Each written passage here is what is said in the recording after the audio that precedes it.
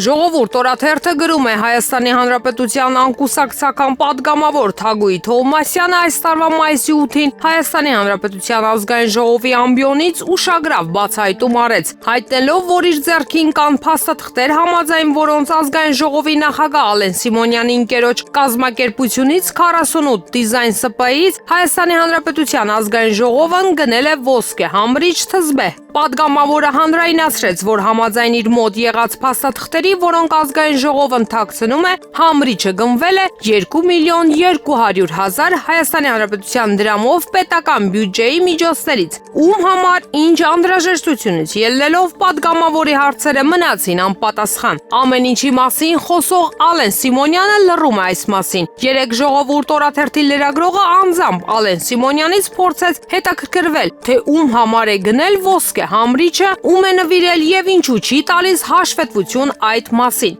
Ազգային ժողովի նախագահ արդարացավ, թե կասեմ, բայց առանց տեսախցիկի, մինչդեռ մենք նրանից հաշվետվություն ենք պահանջում հրապարակով։ Ժողովուրդ օրաթերթը գրում է ազգային ժողովի ԿՊ խմբակցության պատգամավոր մամուլում շիշ բռնող մականունով հայտնի Հայկ Սարգսյանի ժամկետային զինծառայությունից փողով ազատվելու նախագիծը թեժ քննարկվել է նաև 3 ԿՊ վարչության նիստի ժամանակ։ Հայաստանի Հանրապետության պաշտպանության նախարար Սուրեն Պապիկյանը ներկայացրել է նախագծում առկա խնդիրները, բացատրել, որ կողմ եւ դեմ տեսակետները խաչվում են իրար, բայց ռիսկային է նախագիծը։ Փաշինյանը պահանջել է կոնկրետ քննարկումներ ունենալ, հստակեցնել, որ նախընտրական այս փուլում նախագիծն իրենց ռեյտինգի վրա վատ ազդեցություն չունենա։ Ժողովուրդ օրաթերթի աղբյուրները նշում են, որ մայիսի 29-ին նախարար Պապիկյանն ազգային ժողով է գնալու ԿՊ խմբակցության փակ նիստին մասնակցելու, որտեղ պետք է Հայկ Սարգսյանի մասնակցությամբ կայանա քննարկումը։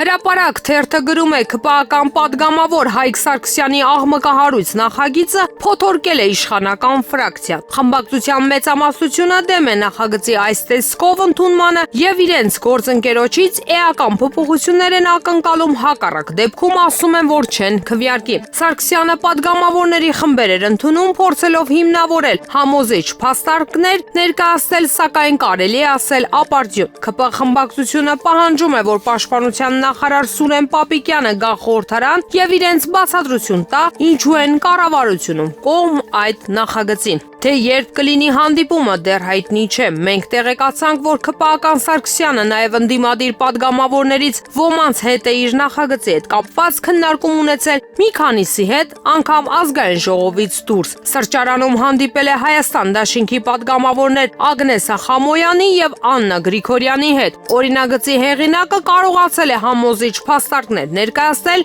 ինչ դիրքորոշում ունեն ընդդիմադիրները։ Մեր հարցին Խամոյանը պատասխանեց. որևէ հիմնավորում, որևէ ներկայացված թիվ չի կարող մեզ համոզել այդ նախագծի արդարացիությունը։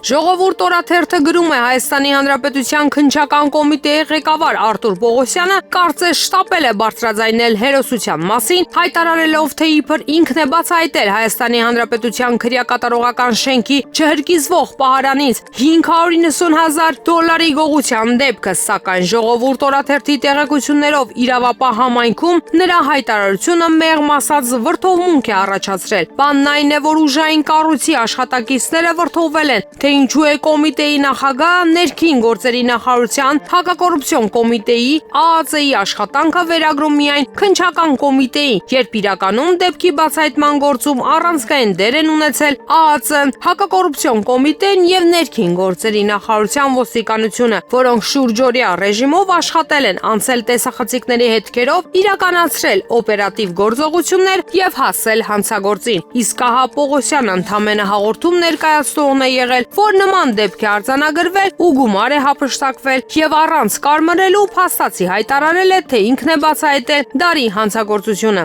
Իրավապահ համակարգում այս քայլը դիտարկվում է ոչ միայն անբարեխիղճ, այլև պոտենցիալ վնասակար։ Ժողովուրդ օրաթերթը գրում է Երևանի քաղաքապետ Տիգրան Ավինյանի ղեկավարած կառույցում կոռուպցիոն աղմուկը չի դադարում։ Արմլուր ԿՏԵՄ-ի տեղեկություններով Հայաստանի Հանրապետության հակակոռուպցիոն կոմիտեի կողմից բացահայտված քրեական գործի շրջանակում արդեն 5 անձ է ձերբակալվել։ Նրանց թվում է նաև հայտնի Հավաննա եւ Park Bridge ռեստորանների սեփականատերը 25 միլիոն դրամ կաշառք տալու կասկածանքով։ Մի օր քաղաքապետարանի շենքից են ձերբակալում աշխատակիցների, մի օր վարչական տարածաշրջանների շենքերից ու գրեթե բոլոր դեպքերը կաշառքի գործեր են։ Տպավորություն է, թե կոռուպցիան քայլում է Ավինյանի ստվերով։ Քաղաքապետը պարտավոր է հստակ եւ հրապարակային պատասխան տալ։ Ինչպես է ստացվում, որ իր ղեկավարած կառույցը պարբերաբար հայտնվում է կոռուպցիոն բացահայտումների էպիկենտրոնում։